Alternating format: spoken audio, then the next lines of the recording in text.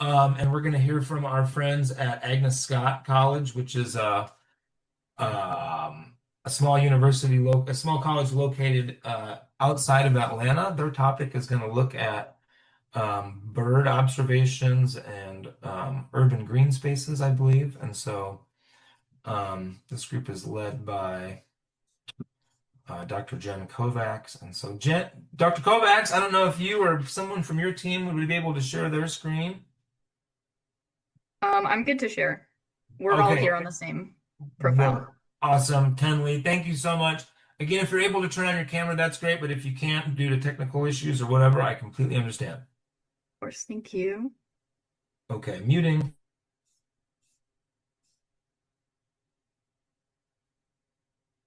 Oh, whoa. What? You can. There we go. Okay, we got it. Okay. Can everyone see this okay? Perfect. Okay, awesome. See. Okay. All right, hello everyone. We are Agnes Scott College, and for our project, we studied heat islands and bird biodiversity in urban cities across the United States. Just a quick look at what we're going to be talking about today. We're going to start with introductions to the team and to the project. Then we're going to kind of go into some background details, such as what are heat islands. Then we're going to talk about the effects of heat islands on bird biodiversity, move more into the variation of the different effects by city.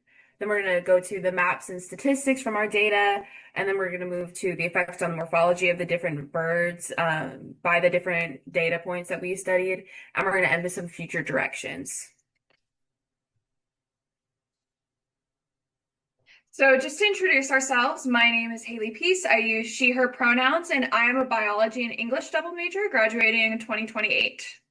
And then I'm Aiden Jones-Welquist. I have she, her pronouns. I'm also a biology and English double major, and I will be graduating in the class of 2029.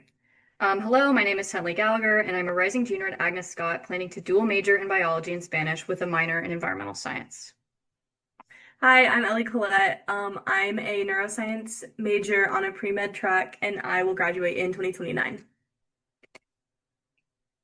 Okay, so for a bit of context, in case you're unaware, essentially heat islands are pockets of heat, as the EPA puts it, that occur due to urbanized areas absorbing more sunlight than naturally occurring green ones.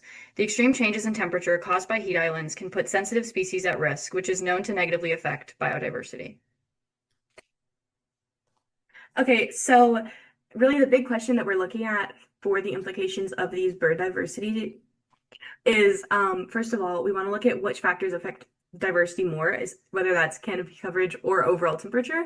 That's our main question. And then we're also, along with that, looking if there's additional impacts on the bird morphology. All right, then to look at the different cities that we studied over the course of this data, I was looking at New Orleans. So New Orleans is kind of unique, especially compared to the other cities, because it has very old infrastructure. And it's the only coastal city that we were looking at that gives just kind of extra different little impacts, such as having maritime birds that have a very different build and plumage compared to that of which birds are landlocked. And then they're going to have kind of different natural disasters such as flooding and hurricanes, and that as well has different effects on birds. Okay, so now we're going to look at Memphis. So Memphis, like New Orleans, is a large city. It's not a seaside city, though it is very much landlocked in Tennessee, but it is very industrialized. It has little shade, and it's heavily paved, although Memphis is looking at starting efforts to create more canopy coverage, especially in neighborhoods that have higher heat. So that's something that we're looking at as well. And then with Richmond, it's a bit further north in Virginia. And something unique about Richmond is that the city is very intentional with making the city ecologically diverse, which can absolutely have an impact on bird biodiversity and community composition. But it still has that built up city center. So it'll be interesting to see how that impacts the data. And then similar to Memphis, Baltimore is an incredibly urbanized area, which means less canopy cover and more densely packed impervious surfaces such as roads, sidewalks, and buildings that can lead to that increased heat absorption. So going into our methods, so of course we worked in Python and we adapted 13 notebooks from an Agnes Scott College alum, Evie Lee, class of 26. And our main challenge was wrangling 3 major data sources. Our first one being eBird through Cornell's Ornithology Lab, which is an online service where birders across the United States can upload their birding checklists after a walk, and to make it available to scientists. AVANET is a bit more technical, having our morphology data. In this case, we took a look at plumage brightness, partially because mass gets skewed by species such as maritime birds, which tend to be heavier.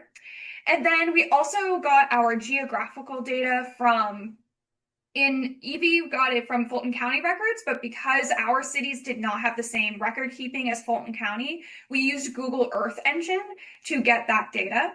And so our workflow pretty much included connecting that data and then making sure to smooth out any differences. A big thing we had to do was between AVANET and eBird, sometimes birds of the same species were called do different things. So we had to smooth that out. We had to clean some of the data, especially eBird being a citizen science service. We had to clean that up, make sure we had only longer walks by experienced birders in there.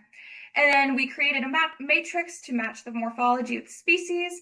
And we finally joined our bird data with our climate data to run our tests. And this time range for this data was 2024 to 2026.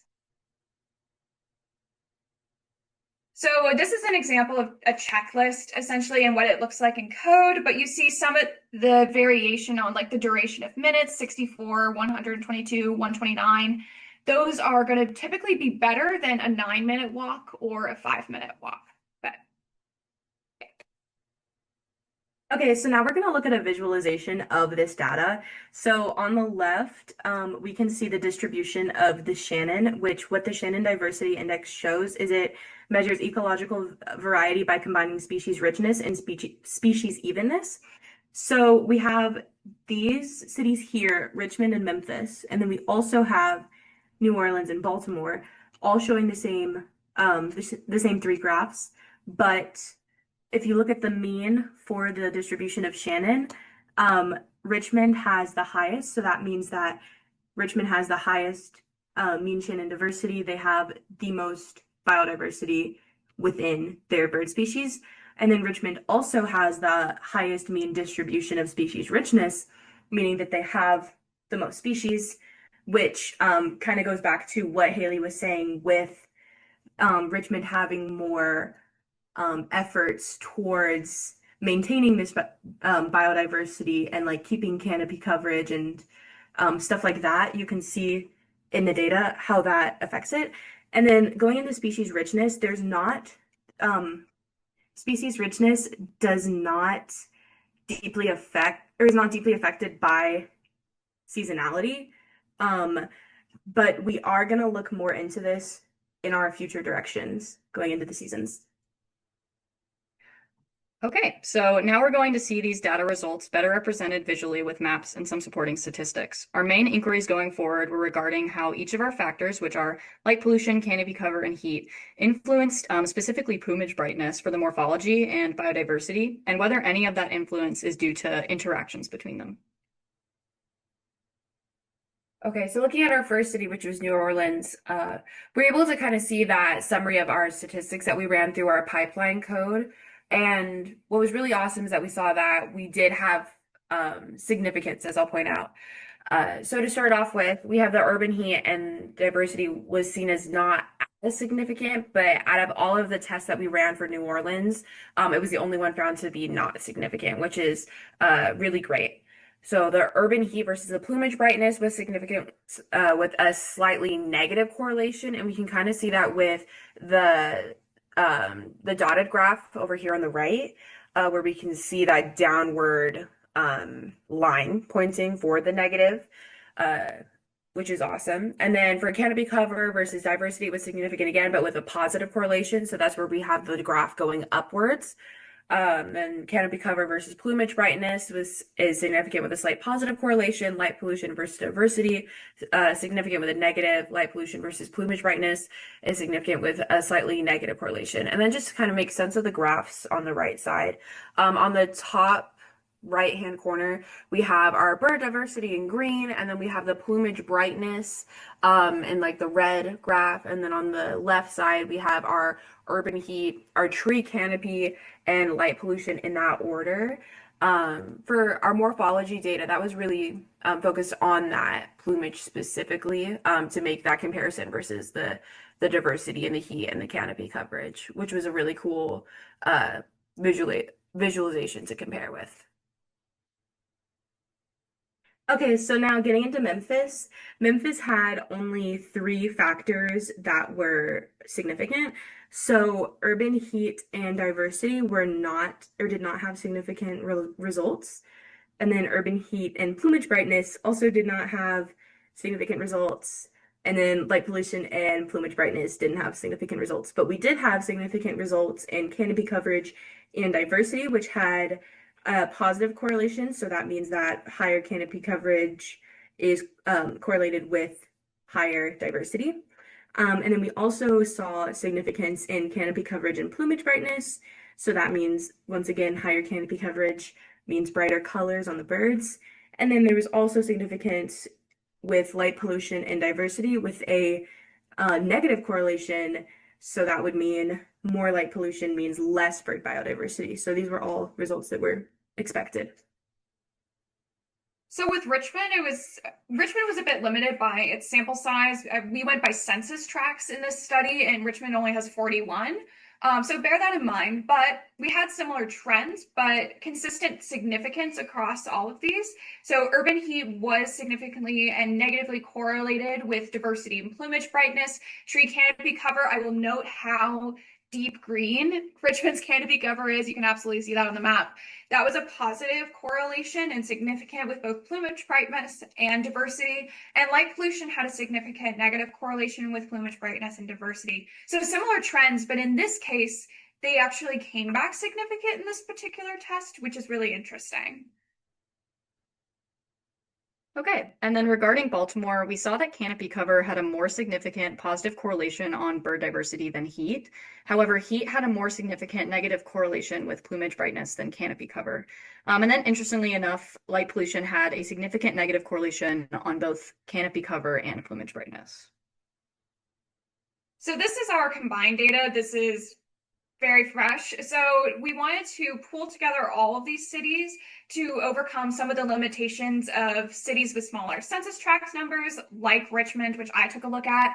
So what we found was that tree canopy cover had a significant correlation with both diversity and plumage brightness, as well as light pollution also had a significant correlation with both of these. Interestingly, light pollution was correlated significantly with plumage brightness, and as the reason as to why can be explained a couple different ways. One reason could be the old theory that forests tend to have brighter birds, so that birds can see each other. Plumage brightness can be very important in mating. So the other idea is that streetlights can maybe wash out bright birds' colors. So why would they invest that energy into a color that's going to be washed out in that environment anyways? So we definitely want to look more into that. And what we found was that heat had a weak or rather insignificant relationship with diversity and plumage brightness, which the trends in the previous graphs suggested would happen. So that's really exciting for us as we move into our future directions. All right, now coming to our conclusion with future directions. I really think it's awesome to point out that we were successful with running through all of our code with our really tester cities, because at the end of the day, we were limited just by sample size. There's only so much we can look at with the cities that we had when there's so many birds, and we also need to be factoring in things like migration and seasonality. So now that we have this, we can continue to run it with bigger sample sizes in larger areas, different cities, and we're really excited about that. So looking to the future, we're going to be, like I said, expanding those sample sizes through adding different cities using census tract, and then, like I said, taking account seasonality and migration and adjusting the statistical tests to account for the large data sets that we are going to be handling in the future. Okay, and thank you guys so much for this opportunity, and we really enjoyed seeing all of the other project presentations as well. Thank you.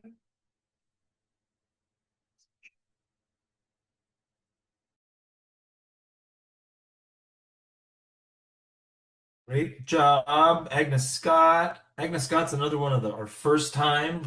This is the first time we've worked with Agnes Scott, and I'm so impressed with how all of our first time partners have done this summer.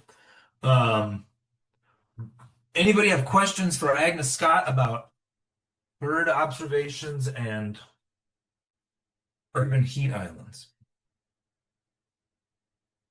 Kaylee. Kaylee's one of our postdocs at ESIIL. So Kaylee, thanks for joining us. Yeah, not so much a question, but something that might be of interest to you. Sometimes I work with an organization called Change the Chamber, and it works particularly with young people on like environmental justice, frontline communities, and climate change. They might be an interesting group for you to check out. They frequently host different panels during New York Climate Week. And so it might be a fun way to get your stuff out to a broader audience on the East Coast. Just something to keep in mind. Absolutely, thank you. Would you mind putting that name in chat? Yeah, I can also send you the link. Okay, perfect. Thank you so much. This is another one too that I think you could think about, is there a like a panel or a session at like an ESA maybe or another conference where you might think about presenting some of this work. This is true for all of you, by the way. ESA is on my mind because it's just wrapping up this week, and I think Kaylee might even still be there. My question, why did you pick those 4 cities? Is that where, do you guys all have like connections there, or is that where the data was available? What made you pick those 4 locations? A bit of both. So the code that we worked from, we were building off of some already written code and from Evie's project. But it had to do with our eBird data availability. So our notebook we worked with had like 8 cities outlined, and our 4 were included. And then I guess some of our personal biases had to do with some of the ones we chose. I have family in Richmond, but it actually worked out nicely because we had a nice spread across the Southeast. I think if we'd clustered too close, like say Atlanta and then Tennessee and then South Carolina, maybe we would have spread out, but it just happened that it worked out that way. Awesome. But you'll notice across all of the projects that we're always trying to do some local angle. And so making it so that it is like locally and culturally important to you is a big piece of what we try to emphasize with the projects. And you saw that there with the folks from Agnes Scott. You're going to hear it up next too.